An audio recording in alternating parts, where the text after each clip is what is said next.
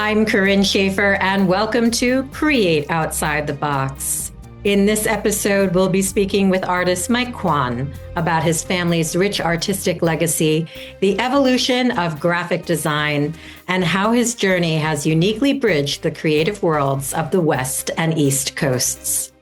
If you're interested in watching our conversation, please visit the Creative Operations YouTube channel under the playlist Create Outside the Box.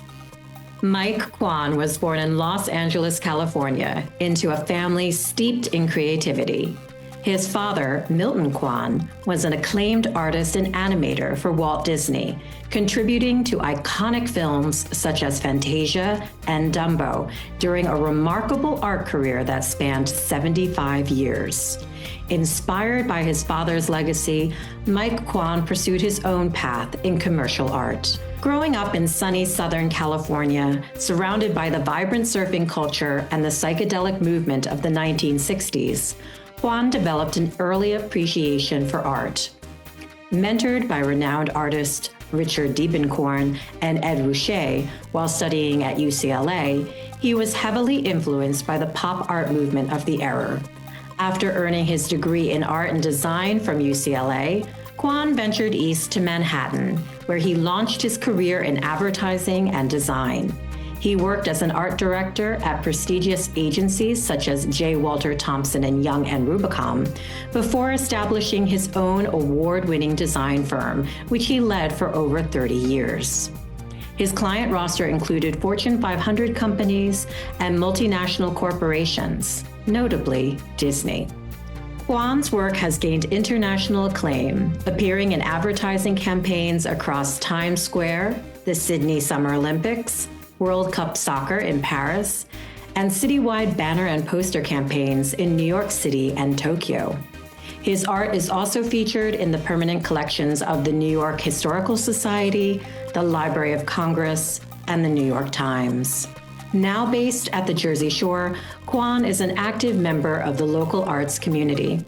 He generously supports various nonprofit organizations, including HabCorp, Tim McLuhan's Holiday Express, Count Basie Center for the Arts, and Monmouth Arts, reflecting his dedication to giving back through his passion for art. So hi, Mike Quon, and thank you for joining us on Create Outside the Box. Yes, well, I'm happy to be here. I normally start the conversations with how I met the guest, if I know them ahead of the conversation. Right. And we don't know each other so well. We're getting to know each other, but we've met through various events here at the Jersey Shore in the art community. And obviously, I've also been to your amazing studio in Red Bank. Right.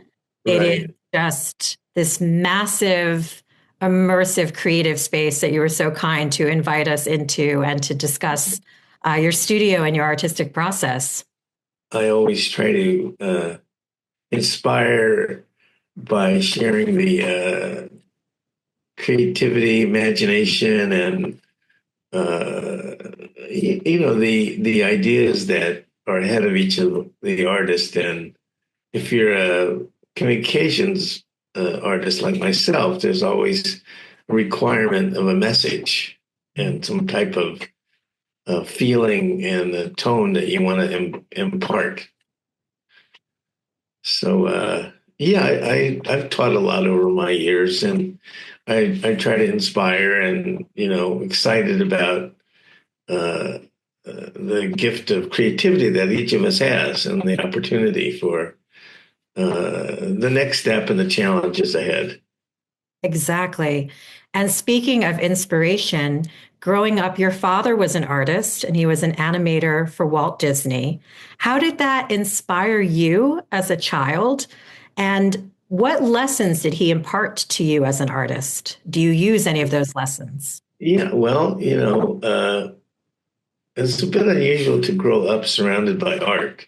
As a kid, you are aware that your parents are keeping art supplies and drawings and a lot of things that are creative that I ended up finding and was fascinated by. My mother tells me that I was always busy making or building things. And my two brothers and sisters, although they were in the same house, uh, they took a different tack. And I would ask them years later, how come you didn't draw or have interest in art? And they just said that they just didn't have it. They didn't have the gift of art.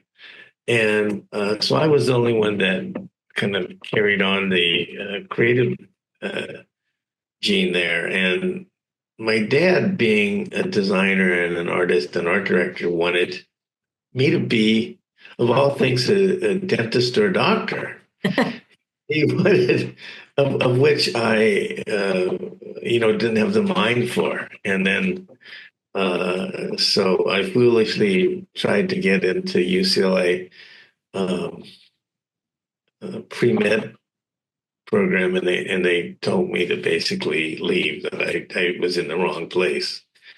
And so that was the end of that. But I was always drawing, and he would correct my drawings, and I learned a lot from my dad because I watched him, and a lot of times it wasn't through specific lessons or anything.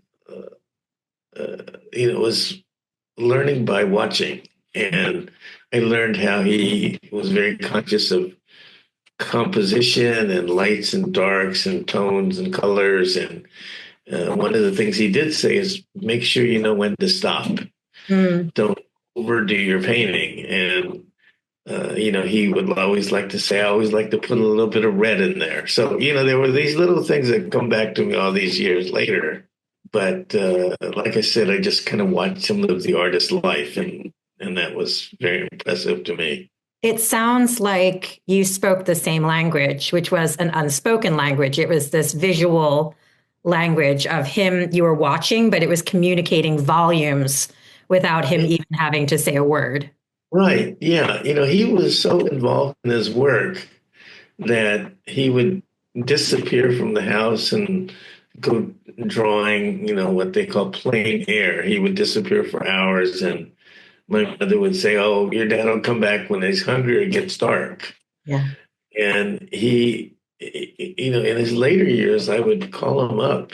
I stayed up quite late, but it would be like 12 o'clock for Los Angeles time. And he would say, "Oh, I'm going to start two paintings now." And I said, "What?" He said, "Yeah, I'll start them at 1 o'clock in the morning."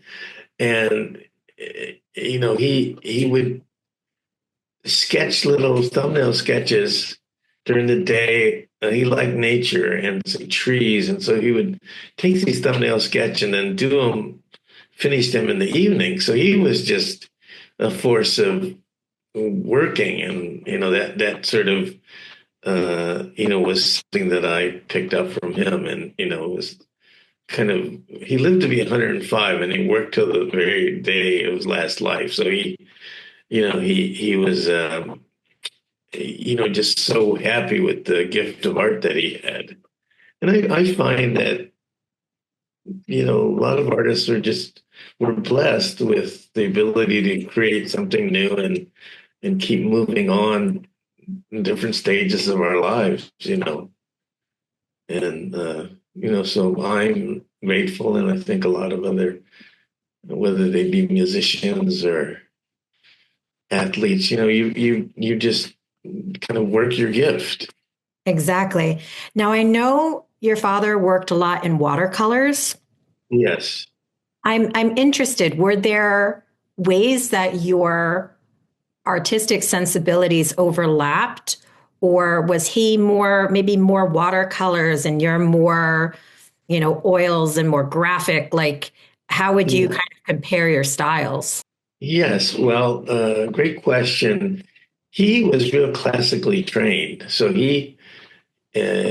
whether it was at Disney, where they would have animators teach, how animals would move, at Chenard, where he was taught, they would really study the figure and the anatomy, and they would really be trained on much more realism.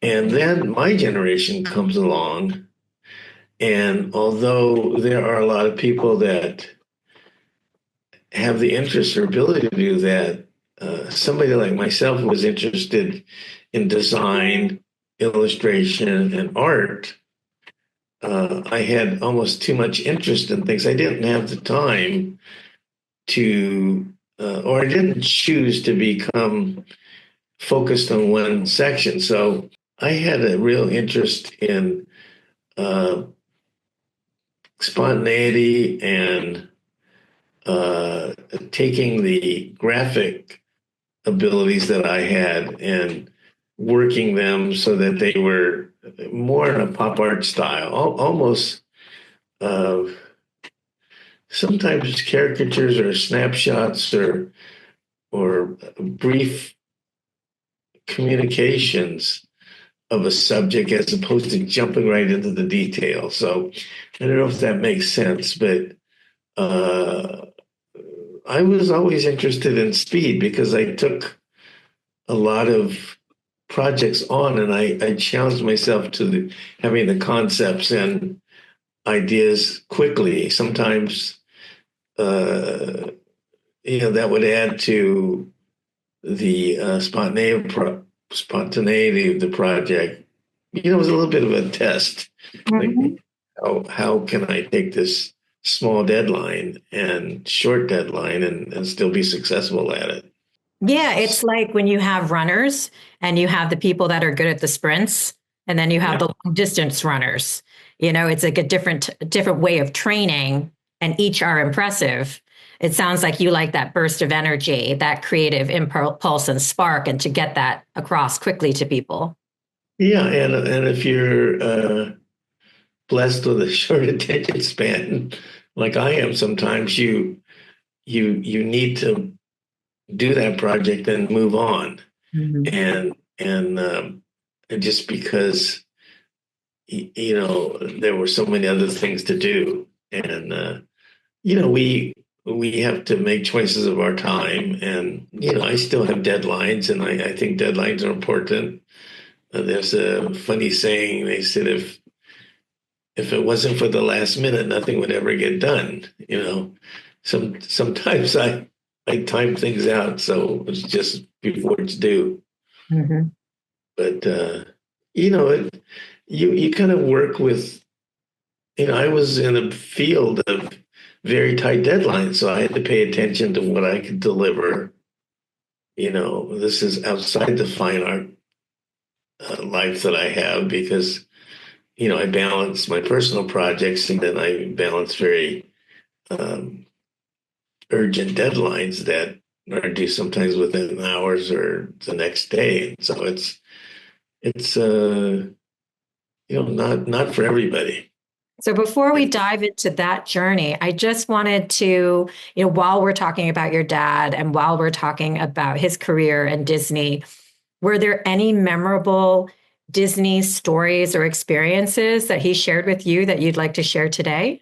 Yeah, well, I remember that he took us to Disneyland opening day, 1955. And, I was 8 years old and I remember, I got to see a lot of pictures in black and white, but I just remember that, it was a hot day. I remember sitting on a big pirate ship and they had run out of drinks and it was a hot day and somebody, I found out later, printed 10,000 counterfeit tickets. So they had more people than expected. And a lot of the rides were not finished, but it was quite an amazing creative project for somebody to do.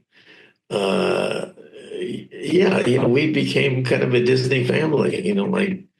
We collected some of the work. I don't remember uh, him taking me to the like his actual desk at Disney. That might have been top secret or something, but I do remember going to the uh, animation research library where they showed me some of his work from 1939, some of his original sketches for the sugar plum fairies, the Chinese mushrooms, and the goldfish. You know, it had all those MQ there. And so I was able to, uh, as an adult, see these things. Of course, I do remember when he was at BBDNO, where he was the first Chinese American art director in the whole country at a major international.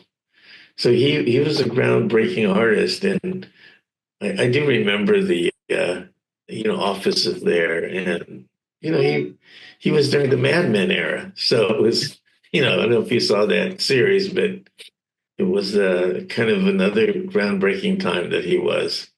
In 1939, he got $39 a week. When he started Disney, he was only 27 years old, and then on Dumbo, he became an assistant animator.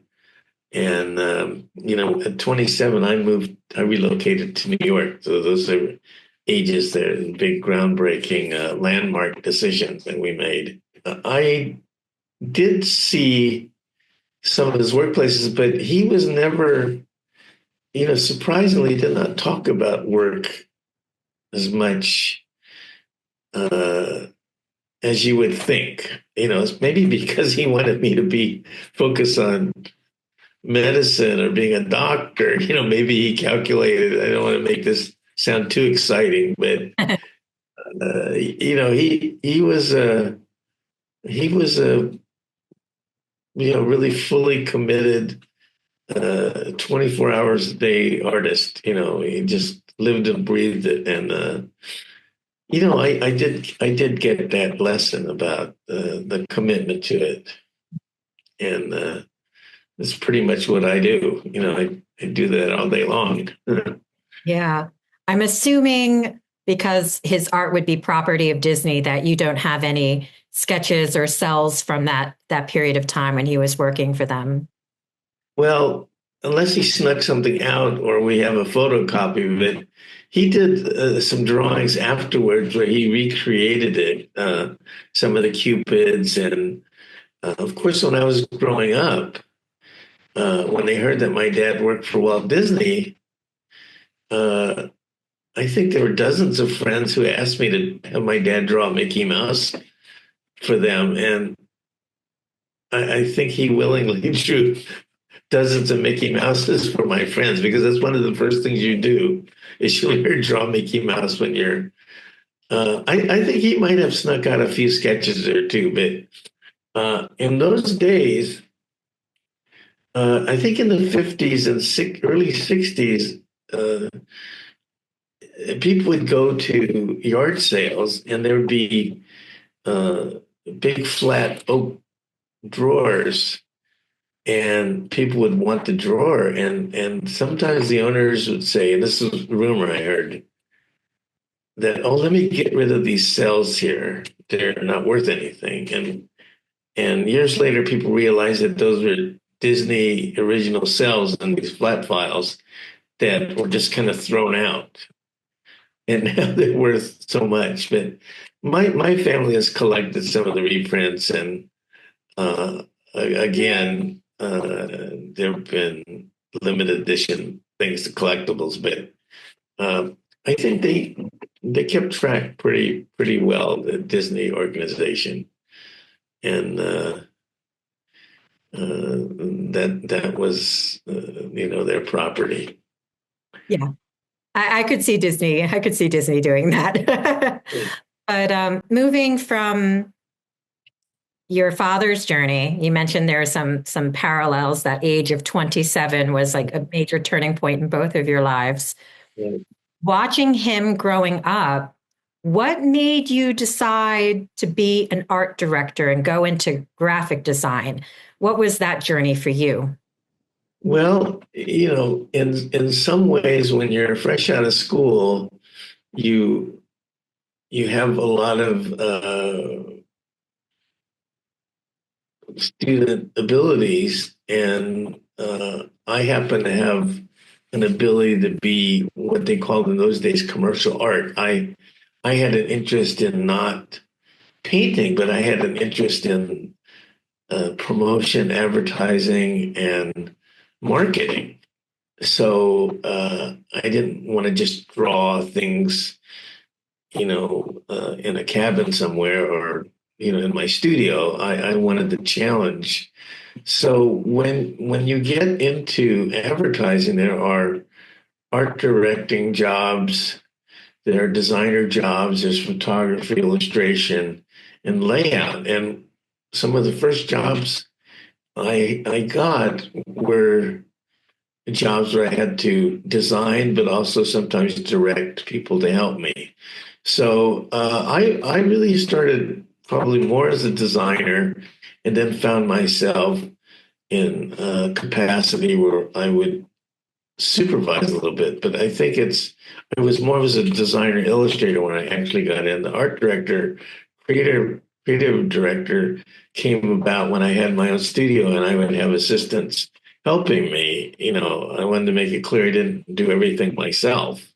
When I did a lot of commercial jobs, I had very good assistants and designers that would, help finish the work that I started. So I came up with a lot of concepts. And when you do art directing, it all kind of, for me, I was a designer, illustrator first, and then the art directing came when I worked with a group and we had to decide, that's the exciting part as a team, how this was going to fit into the campaign or the layout. And so I got involved in art directing partly because I had an ability to work with people. And uh, let me say this way, I had ability to kind of sell my designs. And, I was a little bit more able to uh, sell the concepts, if that makes any sense. It does. And I'd like to explore that for a second because a lot of times you discussed that your father would go away for like the day by himself, and sit and sketch landscapes. And a lot of artists talk about, going to the studio, having that alone time. Artists work in different ways. Like you were saying, you like that spur of the moment, last minute energy.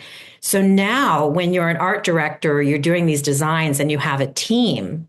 What is it like to collaborate with other artists? And again, for people on the outside that are assuming there's one person that's creating, how do you delegate all of these different tasks to create one impactful image? Well, part of it is assigning the right person the right challenge. Mm. Um, if I know my assistants are good at this one particular area of completing a design, I will do a little sketch and they will finish it out. Mm. Sometimes I still do that. I have remote people that I'll do a logo and they'll help finish it out. So I get to do a lot of the concept work. But it's kind of knowing the tools that you have at hand. Um, everybody has different skill levels. So I've been able to collect experts in, different abilities, maybe sketch artists or people that this is an old concept to do storyboards. And then in the old days, we would have people that would, this is going back far, would be able to ink all these precise logos before the computer. So I think it's a matter of uh, using the right person to help you get to where you want to go, and that requires just kind of understanding, your palette of talent. And nowadays, you know, we do so much. I do so much on the computer that I've become skilled at what I can do. And make my style within the abilities that I have. So I think part of that is the key is that I don't go past too often um, my style, which is something that I have created over the years that um, has a certain um, ability to keep the quality, but also still be somewhat quick to do. Mhm. So you're in Manhattan. You are an artistic director. You are an art director. You're leading these teams. You're working with these great agencies. What inspired you to take the leap to open your own art design company?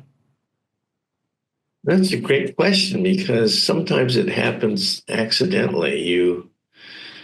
I even got a very large project for Club Med. I don't know if you remember that in those days.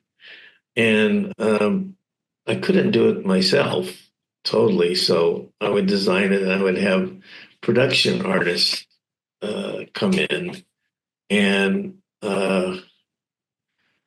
lay it out. And so I got that as a freelance project.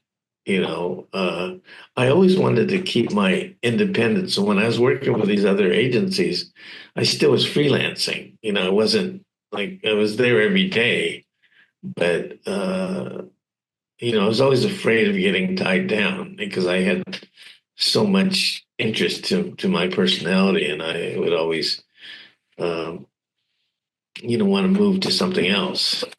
So when I started getting work, I started thinking, wow, I need a bigger space. So uh, it sort of happened. It's going to sound very funny, but it was because I got enough jobs to make it feel like, I think I'm ready to open my own place, not knowing that running an operation is a lot more different than just sitting and doing artwork. So that was a big leap where I found myself being able to bring more work. However, I was having to share the creating of the work because I ended up being having to sell a lot, which is common for people that are the face of the company as they end up becoming managers. Mhm. And uh, so I did that, and then had to downsize as it's hard to keep the upward spiral of continuing to get more clients, and I was getting a little fatigued of the size of the company. It had naturally, um, you know, kind of come down to a little bit more control of what I was doing, and I didn't have to seek work to keep, 8 people busy. Mhm. So, yeah, I would say to people, it's different now, but don't get too big. Keep decide what you want to do, and it's because at art school they don't really teach you about uh, operations or how to run a business or it's too I don't know. I think it's sometimes too driven by high hopes or maybe not a realization to what it is that your talents are. So, it's a trial and error thing, like so much of life is. Yeah, I think you're right. And I wish that institutions would do that because it's empowering. Because whether you are working, with a art agency or a theater or whatever you're doing as an artist, you're the business, right? So it pays for you to understand business when you are the business yourself. And then Right. if you're expanding like you did, and then you have people that you're taking on, how to effectively manage the company. But it's funny, like it's not fun and it's not what artists want to talk about all the time. But if you want the art to happen, there is a certain amount of business that needs to be discussed. It's not a dirty word. Right. And it's just, it's not putting all the money you make into a coffee jar at the end of the week. There are a lot of legal things you have to do. There's a lot of paperwork, the invoicing, the negotiating, the proposals, all the less sexy things that's Exactly. creating or using your imagination to have these really great projects. It's the nuts and bolts, to say, of you know running a business, which it really is a business. And so I would say it's now I'm controlling all the creativity, and it's much more comforting and satisfying. Yeah, I definitely understand that. And I like also that you mentioned, knowing how to scale your business, and that like everyone always has these big ideas, and that's exciting. But again, if it gets beyond what you can handle, then it just becomes overwhelming and stressful. So, you can still be a successful artist and start small and just make sure that you've got that good foundation so that when it's organically growing, that it doesn't get ahead of you. Yeah, and I'm very grateful to be still getting sizable projects, at this time, because I don't need to. A lot of artists, I should say designers and illustrators, uh, they find that they need to go into their personal fine art. They want to become a painter after all these years because they're not getting work. So I'm very blessed that I still get commercial projects, and people that I worked with 20 years ago will still call me and say, you know, first of all, I'm surprised you're still in the business working, but it's designers never retire; they just keep working. Yeah. And speaking of, being a designer, what would you say is your design philosophy? And what do you think makes an impactful image that communicates?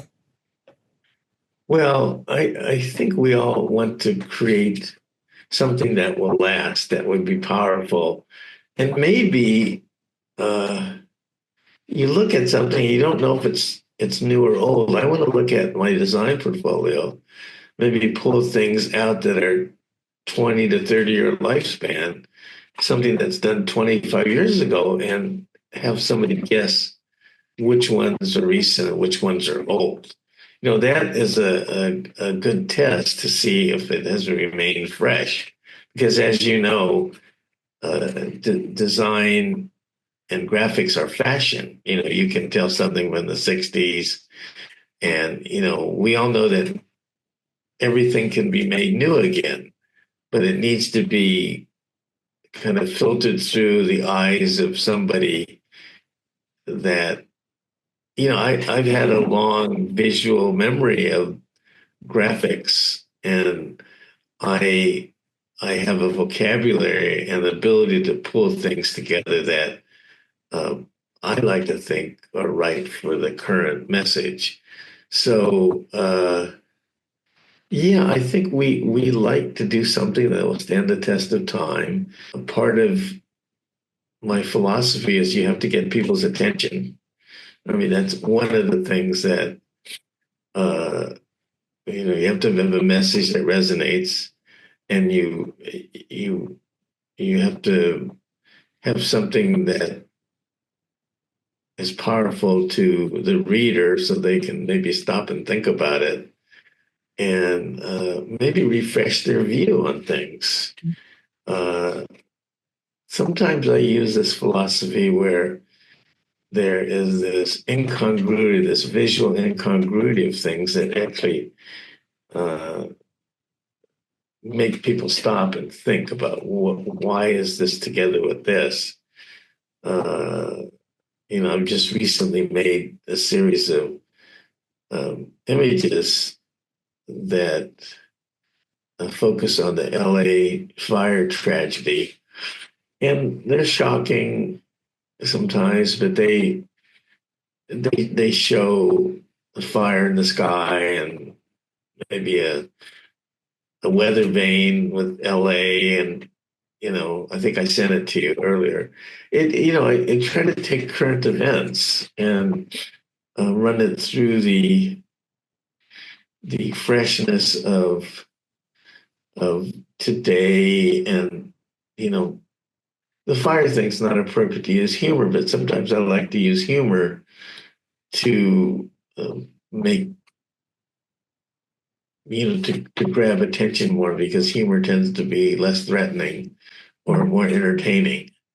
And but having been a lifelong um, communications person, I try to find if there's a message there to say something, and it also helps keep me fresh because I love creating new things. I love the ability of having an idea that I haven't seen before, and that keeps me vital and vibrant, and the excitement of continuing to create. There's nothing better than that. Mhm. It was interesting when you were describing all of that. You know, sometimes when things are hard to look at, you need something that is engaging to get people to interact with something that's tough. Right. And when you mentioned the piece of art with the weather vane and the fire, I immediately in my head, weather vane made me think of Wizard of Oz and There's No Place Like Home. Yeah. So sometimes, these things that don't seem connected, either might be something in the recesses of your brain, there's a connection, or I, as the viewer, might impart some meaning from a context that I personally have. So Yeah. it's interesting. In that piece, I had the tear of the eagle rising Mm. in the black silhouette, but I also had LA in place of the east and west. But I also um, very much, there was a feeling of which way the wind blows in my mind, uh, because that the wind is so important to the future of this fire. And then, of course, I recently saw the Bob Dylan movie, Complete Unknown, and I started thinking about, the answer's blowing in the wind, and kind of, all these little connections, and then the image just, came to me, and I felt like I was, focusing on LA, and in a positive way, that somehow they're rising from the ashes. Uh, but it's hard not to think about my old hometown, because I drove through, as I was growing up, through all the areas. So, but every situation has an opportunity to, use your gifts or abilities to recycle into everything is visual. The communication is visual. So if I can do something that helps in any way to uplift or entertain for a minute or relieve people from their heartbreak, that's something that's valuable. Very much so. Very much so. And in addition to graphic design, you are a fine artist. You work in many different disciplines. Um, what do you use from your fine arts background in your graphic arts design? And does your graphic art design then inform your fine art when you're making, creating a painting or large scale piece? Yeah, well, to those other creatives out there, your whole life, your whole experience is your palette and your language. So that my whole life from growing up in the 50s to going through the 60s, the pop art movement, and then uh, being in New York City and being where the fine art galleries, I lived in Soho. Um, I mixed graphic art with my fine art, and there were a lot of people. One of the people I think of is Matisse, who did at that period in time sort of art for the future with his cutouts. Um, there was a certain freshness, but also there's a abbreviated images. So he kind of cleared the way to do what I almost call silhouette or cut out shape. So that became part of my language. And then I think the computer helps, abbreviate and simplify things because you can immediately, um, have different colors at your fingertips. And I have a way of drawing everything, but then I kind of bring it into the computer and I convert it to graphics. But you know, I still like to get into, as you know, big globs of paint and kind of throw different colors on a canvas or uh, a large paper. I still take figure classes and I do a lot of figure works from the life model. So that's extremely satisfying to me after taking a break for about 30 years after, in the 60s, I learned from Richard Diebenkorn about life drawing. And after a long break, I rediscovered it. And that's very satisfying to me. But, when I was in New York, I did a lot of cityscapes. I love drawing architecture in New York. And out here, I still uh, do a lot of architecture and residential and corporate buildings, portraits, and also shore life. Life. Because I grew up in Los Angeles in the Santa Monica area in West LA. There's sometimes a familiarity about the surfing culture that I grew up in and the shore during the summer. So there's a fair amount of surfing art that I've done recently. You've been aware of some of the themes. I try to keep a really colorful color is my signature, boldness and color. So that's kind of it in a nutshell. Yeah, I love what I find so engaging about your art is the color. It just invites you in. It's immediately playful. It's like asking you to play with it, and so you want to take a step closer and see what that picture has to show you. I also loved that in the most recent exhibit, speaking of the surfing culture, that you actually had a surfboard as one of your campers. Yeah. And I thought that was really fun. But I like a little whimsy with my art, so it's right up my alley. Yeah, yeah. Well, I try to, sometimes I used to say art has to be fun. And in my case, I really have to have fun with it, and color brings a smile to my face and a certain freedom. And, it's my happy place to do my art. So I'm very blessed and grateful that I have this talent. So, uh, yep, it's about, you know, kind of using and expanding on what you have and making sure that you kind of use it up Hmm. and take it to its end game, push the envelope, so to speak. Yeah, exactly. And jumping from some of your personal projects to when you're starting a new project for, say you're doing a logo campaign, or I know you designed the beer cans at Triumph Brewery. Right, right. What is the creative process when you're starting a new project like that?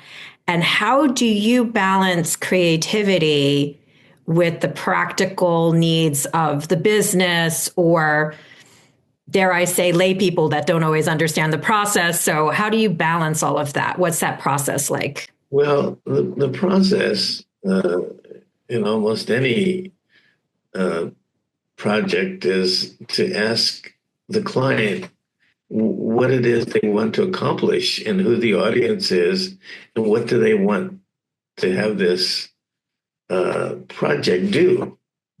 And often it's a lot of listening.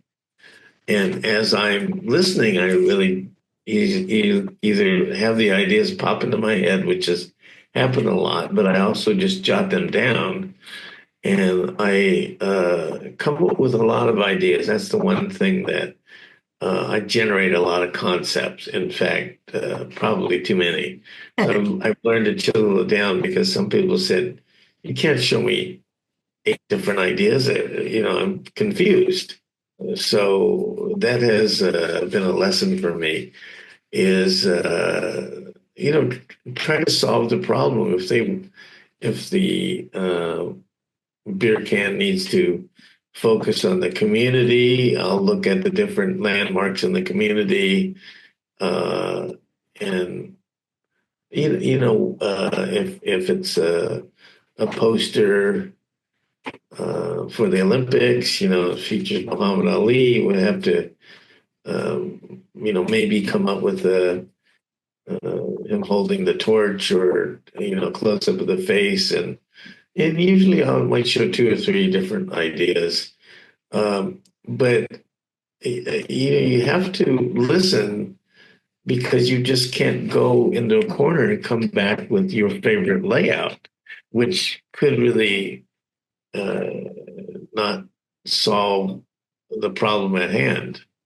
Whether it's a ad campaign, some of the projects would obviously, if it's a banner for soccer, World Cup soccer, you have to show a soccer player or a soccer ball or something. Or if it's for the tennis association or NFL, those kind of things are obvious. But uh, oftentimes, people will come to me for my way of looking at things, and they have a little bit of an idea of my style.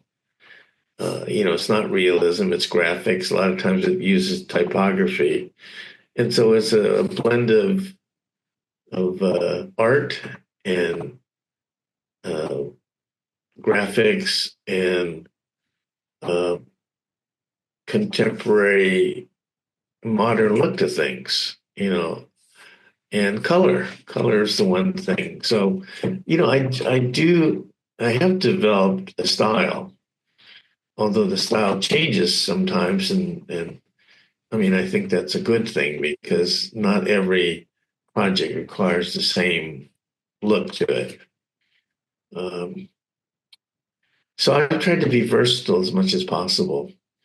And I'm grateful that I can kind of hear the project and then visualize and have something to show the person that usually gets pretty close to the mark that is desired.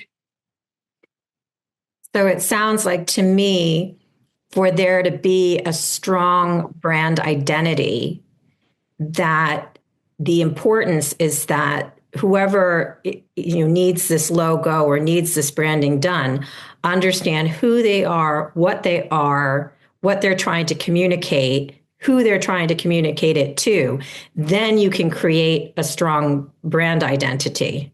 Yeah, and a lot of times I have to lead them to that because um, they know they want, I ask them, why do you want a new identity? And they say, well, this is done 40 years ago and it feels kind of needs a refresh. So recently I think I did over 100 local concepts, and it's a lot. And then the final solution was in my last one or two. So it took me a while to get there, but I was able to recognize that it was a kind of still retains a little bit of the feel of the old one, but it was the next future step of it. Whereas in the first 90 were just kind of explorations in all different areas. And this last one, it made sense because there's a progression. Anyway, I don't know. Sometimes I'll hit it the first one, and sometimes it takes me dozens and dozens of sketches. But there's the old story where uh, when the CBSI was created in the 50s, uh, I think the president of CBS came into the art director's office and how's the logo coming? And they had all these other ideas they want to show him. And I think it might have been William Paley or somebody that was the president at the time, looked in the garbage can and there was this eye, the sketch that they'd thrown away of the eye. And he said, what's this? And he says, I like it. And the rumor is that they pulled it out of the garbage can and that would, he said, conversation over, let's use that. So it's part selling job, but part accidental sometimes because the client, that's why I was always taught and learned that you better not show anything that you don't like, because if you show 5 different ideas, there's always the possibility that they might pick the one that you hate.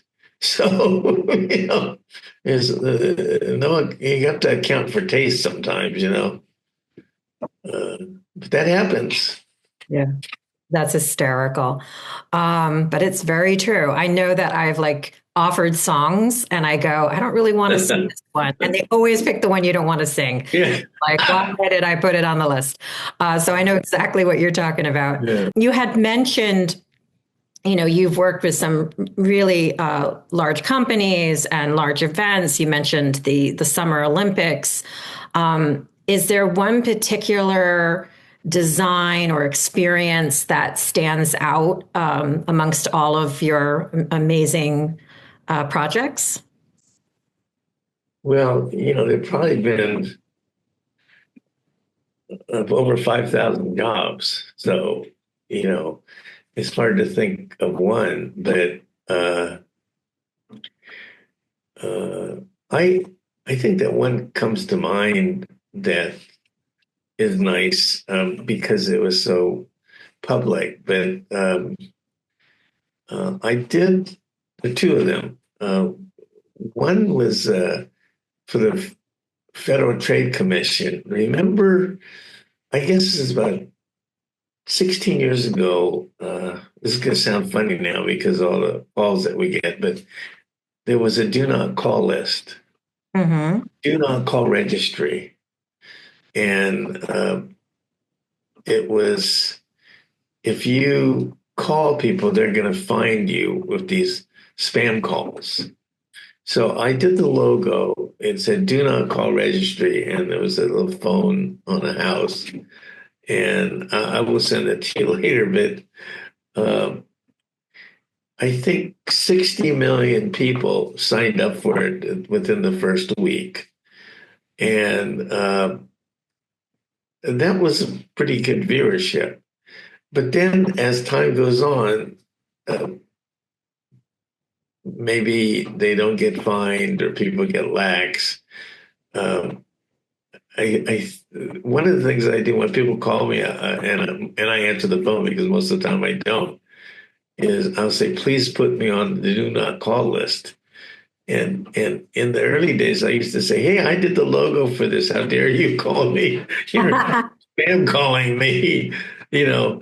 So that was one project. But things have changed in the last 16 years. The machines will call you, and I know a lot of people don't answer their phone because either trying to sell you auto insurance or something, you know. The other project was I did a very large 40-foot billboard for Verizon in Times Square, and I did probably 20-foot banner for the American Museum of Natural History when they had a very big uh, dinosaur exhibit, and then they had billboards and banners all around town, and that was being and living in New York. It was kind of fun to go around and see my work, on the museum and on bus shelters, and so those are just two or three that fun. Part of it is that I love to have the work get printed and put into the landscape of the city, where people would walk by, and uh, becomes kind of the backdrop of a particular time. Yeah, I always loved print. I think from the very first, I had cartoon printed when I was 14 years old for Surfer magazine. I got $7.50 as part of a contest winner of Surfer products. But I was hooked after that. I was 14, and that's kind of when my art career started, I guess. As they said, it's accessible. Like you don't have to go to a museum to witness it. Right. It's very much of the time. Like you were saying earlier, oftentimes you can kind of pinpoint what era these designs came from or logos came from because Right. of stylistic points. Right. And you're part of a visual discussion of history that's going on through people's day to day. And those images stick with us, Yeah. because they are so vivid and but in a very accessible way that people don't even realize how much of an impact they have on them.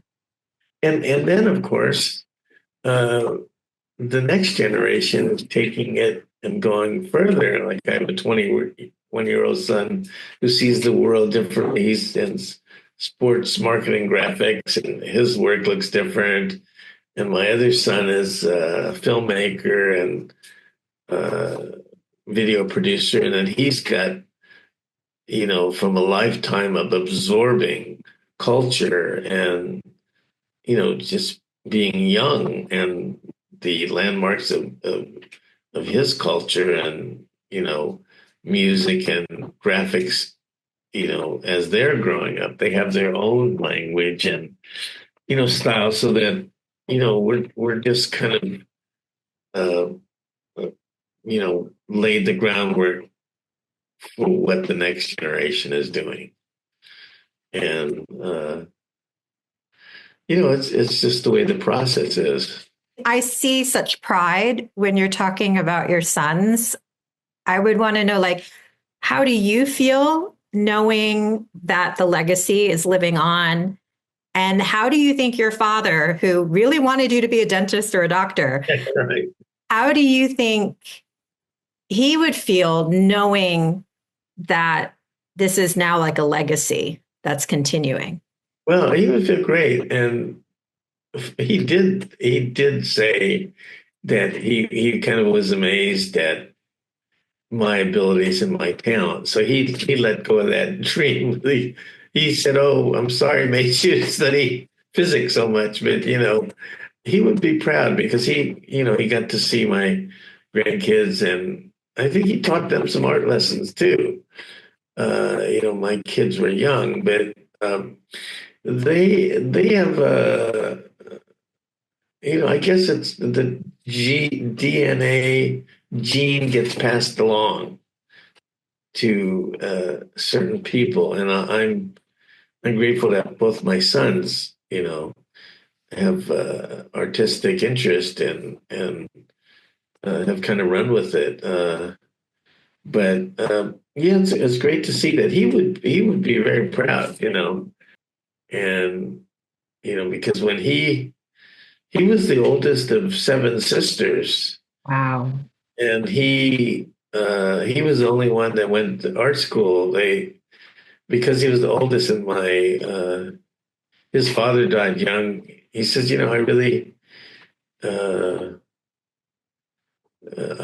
I might need to start working to raise money for my remaining sisters. But they said, "Oh, you really want to go to art school? Go to art school. We'll work and support you in that." And so he was lucky in that he had the support of the family to follow his dreams, and I'm grateful that he uh, had a career in art because that's history, but it's something that needs to be developed and protected and not uh, taken for granted. It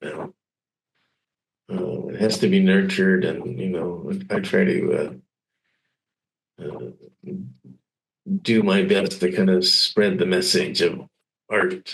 It's a good day for art. No, it is. It is a good day for art. And, from your sons going into, again, slightly different, disciplines. One son is doing the videography and filmmaking.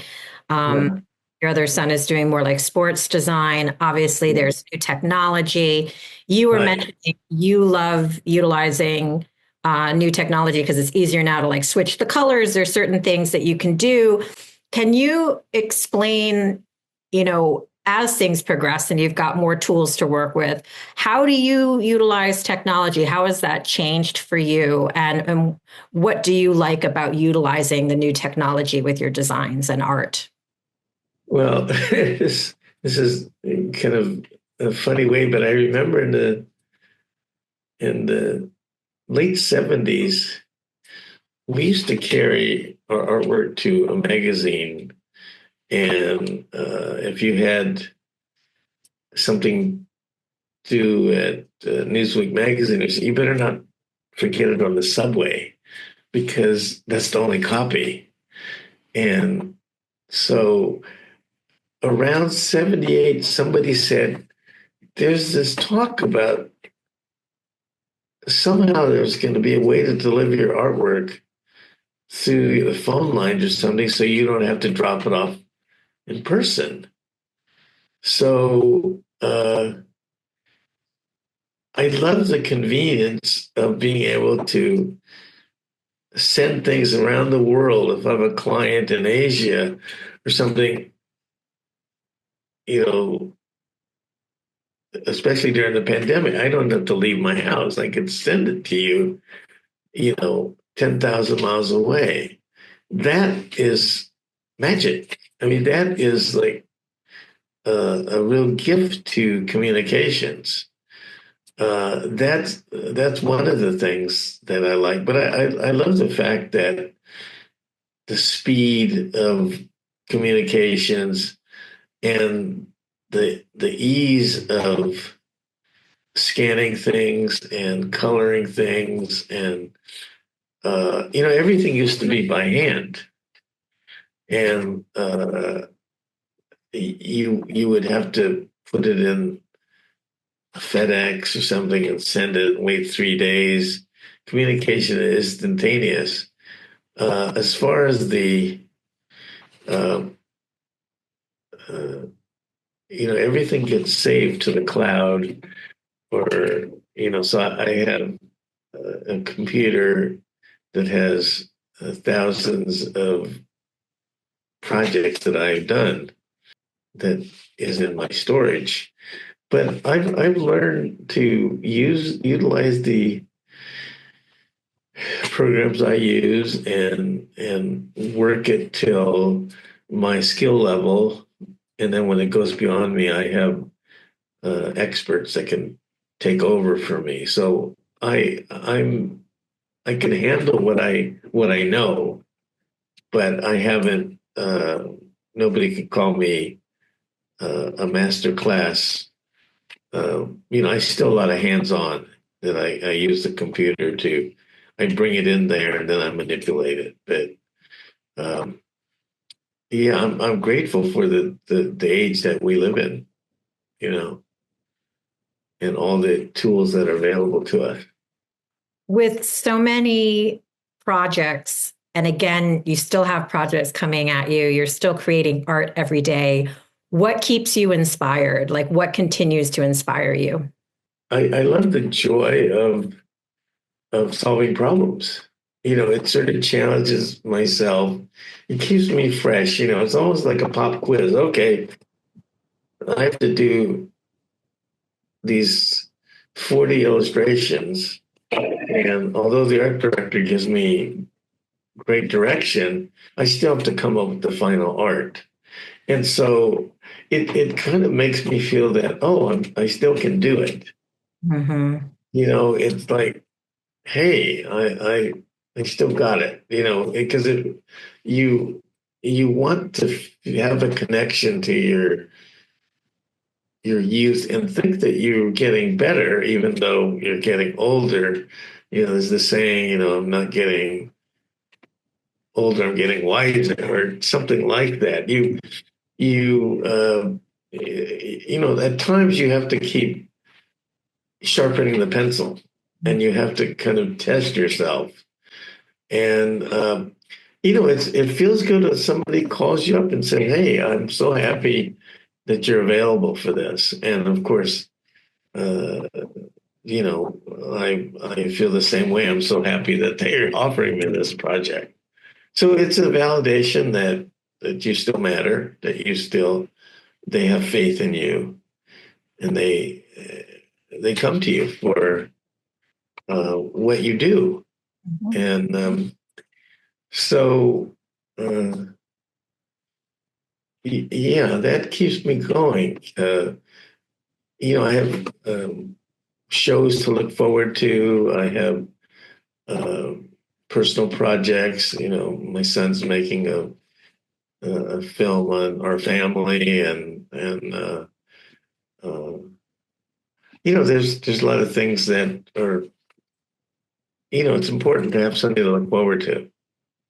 Well, speaking of things to look forward to, what are some projects or art exhibits that we can look forward to seeing from you in the next few months? Again, this is coming out the first Friday in February, but I know you're a busy man. There's always something going on. Yeah, well, there's I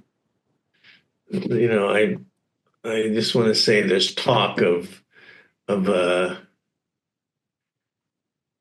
father-son show, my dad and myself, in a local museum. I'm not going to make an announcement yet. Just talk about it. And there's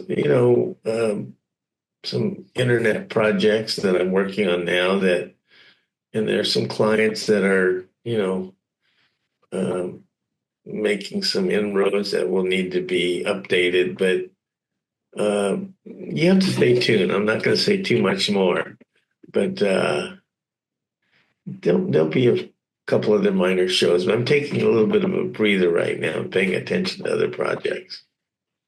And so for people to stay tuned and keep in touch with everything that you're doing, because again, they could look next week and then you've got like little surprises for them. Where should they connect with you? You have a website, Instagram, Facebook. Yes, my Instagram is at Quon Art and Design. That's the at sign QUONARTAND Design DESIGN.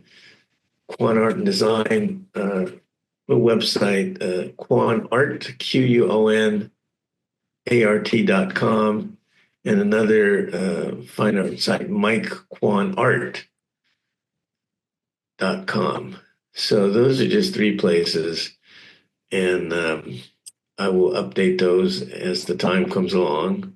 And I'll include that in the show notes for everybody. Yeah. Right. So it's easy for everyone to find those sites. Thank you Yeah. so much for taking the time to speak with me today, to share a beautiful journey that's far from over. And I really got from you today that for you, art is about communicating and connecting. So, and that's very powerful. And we need that nowadays. So, thank you so, so much. Yes. And thank you. And just a shout out to the other creatives is to just keep going and keep using your talents and best that we have a creative 2025. And also a shout out to the LA family and all of Southern California as they go through this trying time. So sending positive thoughts only. Exactly. Thank you for joining us for this episode of Create Outside the Box. Please subscribe, rate, and share our podcast. You can listen to Create Outside the Box on Spotify, Buzzsprout, Apple Podcasts, and iHeartRadio. Check us out on our Creative Operations YouTube channel, where you can subscribe to watch our interviews. You can find and follow Creative Operations on our Facebook page and on Instagram at @CO_Creative Operations. For more information about Creative Operations, please visit www.creative-operations.org.